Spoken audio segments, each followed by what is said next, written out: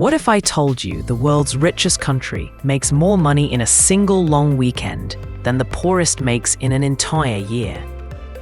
Just let that sink in for a second.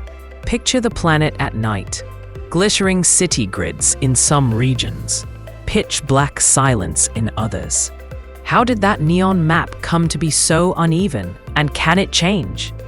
Because the story of wealth and poverty isn't random at all. It's a puzzle of history, geography, politics, and choices we're about to piece together. Number 11. Geography's jackpot. Ever notice how landlocked nations almost never rank in the top 10 of GDP per capita? Access to deep water ports can slash shipping costs by up to 70%, supercharging trade. That's why Singapore, smaller than New York City, became a logistics titan, while equally tiny Lesotho still relies on textile exports and remittances. A coastline is a built-in freeway to the world, says development economist Paul Collier. Countries born without it start a marathon from behind. Number 10. The natural resource curse. Oil should be a golden ticket, yet Venezuela's bolivar has fallen 99.999% against the dollar since 2012. Why? When black gold gushes in, politicians often swap taxes for easy royalties, weakening institutions and fueling corruption. Norway dodged the curse by locking oil revenue into a sovereign wealth fund, and today every Norwegian newborn is on paper a millionaire. Number 9. Colonial echoes. A single border can cut a culture and an economy in half. Compare South Korea's $36,000 GDP per capita to North Korea's estimated $1,300. Both share language and ethnicity, but diverged when outside powers drew lines after World War II. Institutions implanted in the colonial era often outlived their creators, setting nations on very different tracks. Number 8. Institutions over instincts. Give me a good legal system, and I will move the world, quipped economist Hernando de Soto. Countries that protect property rights invite entrepreneurship. Those that don't, watch capital flee. In 2024, the World Bank ranked Denmark number 1 for ease of doing business, while war-torn Yemen sat at number 187, a gap that shows in everything from credit access to coffee shop Wi-Fi. Number 7. Education snowballs. Every extra year of schooling raises a worker's wages by about 10%. Finland turned a post-war ravaged farm economy into a tech powerhouse by making teacher training harder to enter than medical school.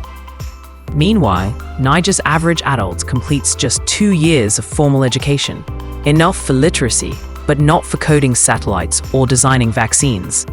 Number 6. Health is hidden wealth. Malaria once sapped an estimated 1% of Africa's GDP each year. After Singapore drained its swamps and wiped out the disease, infant mortality collapsed and productivity soared. Healthy kids learn better. Healthy adults work longer.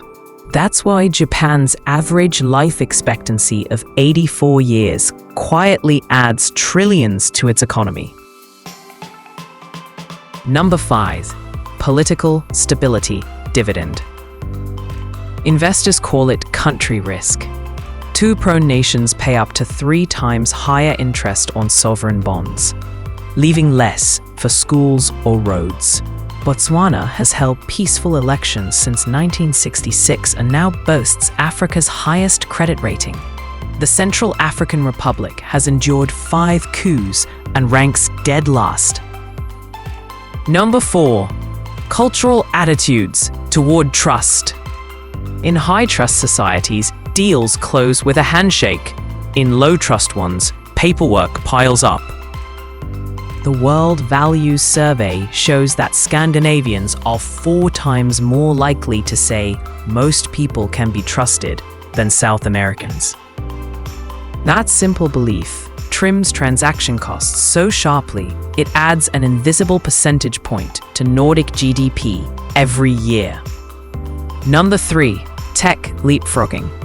Estonia digitized 99% of government services after independence in 1991. Citizens vote, sign mortgages, even register babies online, saving the country an estimated 2% of GDP annually in bureaucracy costs alone. Meanwhile, nations lacking broadband miss out on the trillion-dollar digital pie entirely. Number 2. Debt decisions. After World War II, Germany's creditors forgave half its debt. The economy exploded into the Wirtschaftswunder. Contrast that with Haiti, which spent 122 years repaying reparations to former French slave owners, a historical shackle still felt today. How leaders borrow and repay can elevate or strangle future generations. Number 1. The snowball effect of compounding growth. Albert Einstein allegedly called compound interest the eighth wonder of the world. A nation growing at 1% a year doubles its income in 70 years. At 7%, it doubles in just a decade. China's meteoric tenfold GDP boom since 1990 wasn't magic. It was math plus policy, proving that once momentum starts, fortunes multiply fast. Which of these reasons flipped your expectations the most? Drop your wow moment in the comments below. If you found yourself thinking, "I never knew that," smash the like button and hit subscribe for more.